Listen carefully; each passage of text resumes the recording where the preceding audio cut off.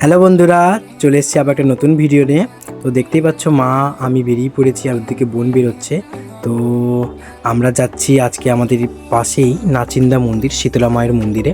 তো আমরা রাস্তায় প্রচুর রোদ্দুর, তো এই ছাতা নিতেই হয়েছে, আমরা রাস্তায় হেঁটে হেঁটে যাচ্ছি। তো অবশেষে আমরা বাসে উঠে পড়লাম এবং যাচ্ছি আমাদের নাচিন্দা মায়ের মন্দিরে।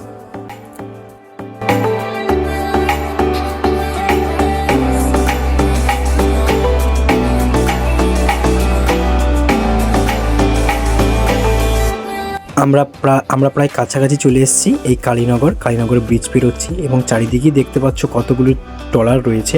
ওই দূর দূরান্তে দেখো কতগুলি ট্রলার রয়েছে। আমরা প্রায় কালীনগর ব্রিজ পেরোলেই আর কিছুক্ষণের পর আমরা চলে যাব নাচিন্দা মায়ের মন্দির।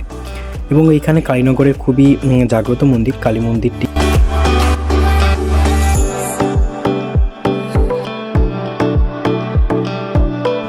শেষমেশ চলে এলাম নাচিন্দা মায়ের মন্দিরে এবং তোমরা দেখতে পাচ্ছ কত নতুন গাড়ি, নতুন বাইক রয়েছে সব পুজো করার জন্য। এবং তারপর আমরা চলে গেলাম মায়ের মন্দিরের ঠিক উল্টো দিকেই। এই ঘাটে আগে আমরা হাত পা ধুয়ে তারপর মন্দিরে উঠবো। প্রথমে আমার বোন মা গেছেন, তো ওখানে হাত পা ধুয়ে তারপর আমি যাব।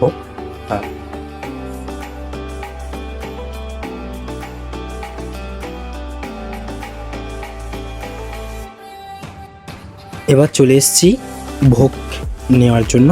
আমরা ভোগটা কিনে নিলাম, তারপর আমরা যাব মায়ের মন্দিরে। ওখানে গিয়ে আবার স্লিপ করতে হবে, স্লিপ করে আবার ভোগটা দিতে হবে পুরোহিত মশাইকে। তো আমার মা বলছে বাবু কোথায় গেল, বাবু চল।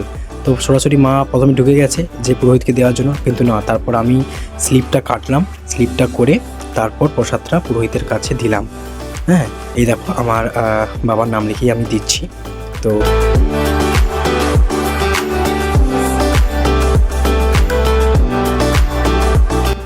তারপর মা গিয়ে পুরোহিতকে দিয়ে দিল আমাদের ভোগ দেওয়া প্রসাদটি এবং আমাদের কিছুক্ষণ অপেক্ষা করতে বলল যে তোমরা অপেক্ষা করো, পুজো হয়ে গেলে তোমাদের নাম ডাকা হবে।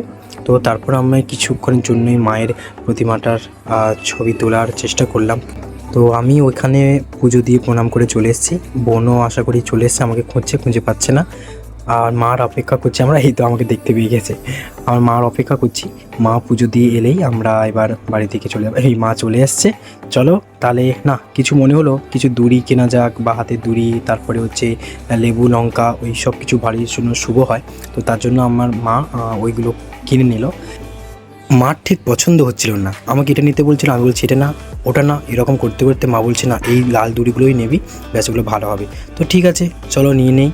তারপর মোটামুটি আমরা পয়সা দিয়ে করে তারপর আবার এইগুলো দড়ি হোক, এই গাড়ু হোক, আমাদের সব কিছু পুজো টুজো কমপ্লিট হয়ে আমরা বাস স্ট্যান্ডে দাঁড়িয়েছি বাস আসার জন্য।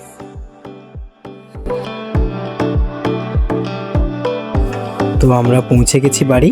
তো মাঝখানে আমার দিদার সঙ্গে দেখা হলো, দিদাকে নিয়েই আমরা বাড়ি যাচ্ছি। তো চলো টাটা, আবার দেখা হচ্ছে পরবর্তী ভিডিওতে। Thank you.